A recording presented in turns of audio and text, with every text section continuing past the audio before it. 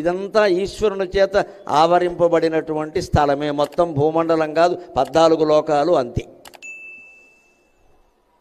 దీంట్లో ఆయనకి ఇచ్చిన తర్వాతే నువ్వు స్వీకరించాలి ఏదైనా సరే. దాన్నే మనం ఇప్పటికీ ఇళ్లలో ఏం చేస్తాం, ఏం వండని, చివరికి బిర్యానీ వండని 2 చుక్కలు నీళ్ళు అందులో పోసి దేవుడికి నైవేద్యం పెట్టి తినండి, అంతే లెక్క.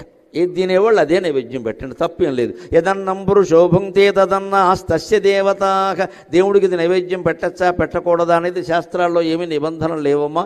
మొహమాట పడక్కల, దాని గురించి భక్తి వదిలేయక్కర్లేదు. అలా పెడుతూ ఉండగా నీకే అర్థం అవుతుంది, ఈ కక్క మొక్క దేనికి ఆయనకి పని లేక ఇంత బెల్లం ముక్క ఎడితే సంతోషిస్తాడు కదా అని నువ్వు మాంసాహారం మానేస్తావు, ఆయనకి అదే పెడతావు. అందుకని బలవంతంగా మానేయమని ఋషులు ఎప్పుడూ చెప్పాలి.